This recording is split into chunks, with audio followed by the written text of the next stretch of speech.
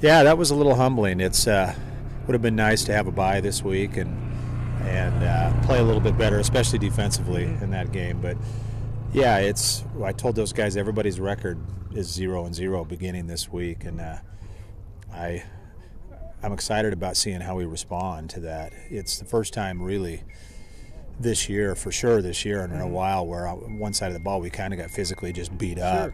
And we had a couple guys out defensively, but I don't think that would have mattered that much. That Rocky was that much better than us. So I'm excited to see how we accept the challenges were presented, after that loss. Is there anything you really take out of that, or just the fact that you guys got to bounce back? Well, I think they exposed to things schematically in our defense that we've spent some time this weekend working on, and then as the game went on, the defensive coaches felt like our kids weren't competing at the level they needed to be, whether that's because they got discouraged or whatever, So I don't think we want to forget that for sure. But there are some things, with that being the last game of the regular season and the playoffs this week, that we need to put it in the rearview mirror and look through the windshield. Yeah, you got to look. You got to look to guys. You got to look to guys like Connor Polson now to kind of pull him up by the bootstraps and go after it. I was just talking to him, and one of the questions I asked him, I said, Connor, have you ever thought about sliding as a quarterback? And he said, heck no. Yeah, he's been a physical force for us running the football, and one of the reasons why he's such a good high school quarterback is what he brings to the run game. And we at this point we don't want him sliding. I mean, we'll take our chances. He's a strong kid and he's a thick kid, and we'll take our chances. It's do or die. So we don't want to be conservative. Kind of early yet. I mean, you found out Skyline last night when they got involved in that Kansas City playoff. So really you don't know much about them. What do you know about them that you can share? Well, we've watched film, and we were watching a little bit.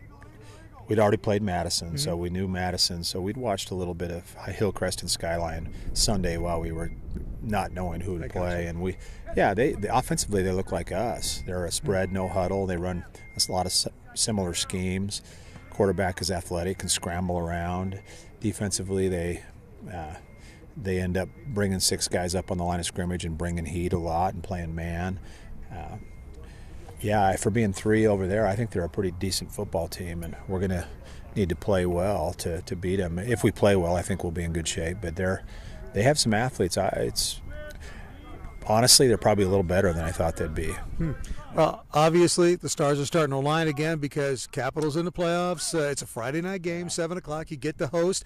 It's back to normal. Right, yeah. Scott and I were talking last week that neither one of us wanted to lose that game, but that the upper bracket, although we'd have to go north in the second round, it's the depth in the bracket that we would have been in if we won is unbelievable. Really? And losing really stunk, but I'm looking at this going, we can do this. We can do this. Now, obviously, we got to play well this Friday, and then we got to go north and play Lake City. And they're a good football team. We've seen those guys on film, but I think they're beatable. And then if we can get through that, the semifinal would be probably back here in the Valley against Mountain View or Timberline or somebody like that. And so let's win this one on Friday, and then focus 100% energy on going north and taking care of business, and then you're 1 game away, and it's going to be in Boise to go back to the state championship game. So, the loss hurt, but let's find the positives and let's go forward.